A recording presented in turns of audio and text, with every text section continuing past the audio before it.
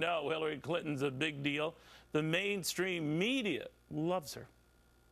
Former First Lady to Secretary of State to Grandmother-in-Chief.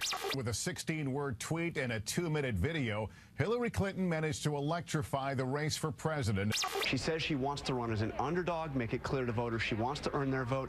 Heck, she is driving to Iowa. Twitter lighting up. Check this out with the announcement. Retweeted 3 million times the first hour, trending #1 across the globe. Oh, my God. Now, Republicans running for president, not so much. Ted Cruz is already known as an uncompromising conservative, and today he cemented that reputation. Does it bother you that a lot of people around here just don't like you? This guy's bad news, and I don't know what and his voting record is the most right-wing we've ever had. Senator Paul, Kelly O'Donnell from NBC. Can you be in Washington and run against Washington, sir? You once said Iran was not a threat. Now you say it is. You once proposed ending foreign aid to Israel. You now support it, at least for the time being. And you once offered to drastically cut. Once drastically and wanted to cut defense spending, and now you want to increase it 16%. So I just wonder if you've mellowed out. All right, so Hillary's electrifying. Guys like Ted and Rand petrifying. Brent Bozell says, get ready for more of this. Brent, what do you say? Well, I'm looking at some adjectives here.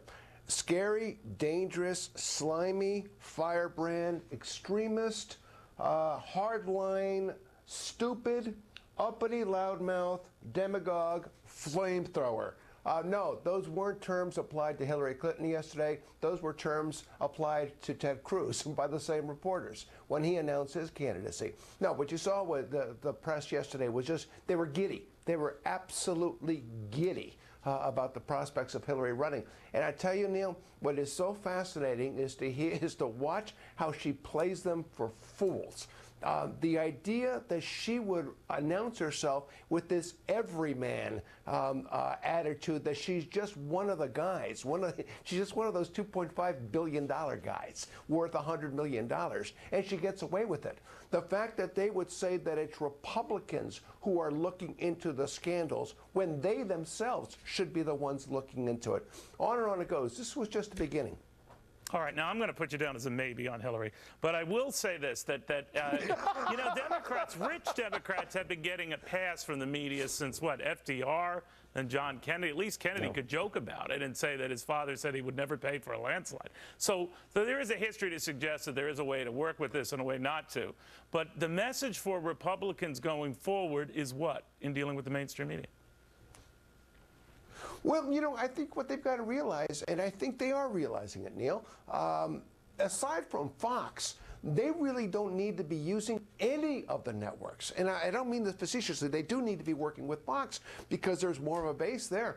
But why are they going on CNN? Why go on MSNBC or NBC? With social media, you can reach 100 times as many. And that's why, by the way, Hillary is going primarily in that direction, because you can control your message that way. Republicans can do the exact same thing, and I suspect they will. Look at Marco Rubio, look at Rand Paul, look at Ted Cruz. Their early pushes have all been on social media. That's a smart play. Well, and you're right, and we didn't have social media like that back in Ronald Reagan's pursuit of the office. But one thing that I do remember with Ronald Reagan is the media ripped him a new one throughout his candidacy and more or less called him a gunslinging joke, a clueless actor, and more or less sending the message. And they tried very hard that he was not up to the job. The guy wins in a landslide. What do you make?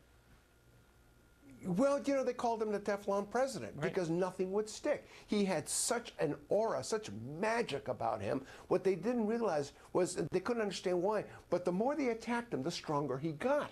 Because the enemy of my enemy is my friend.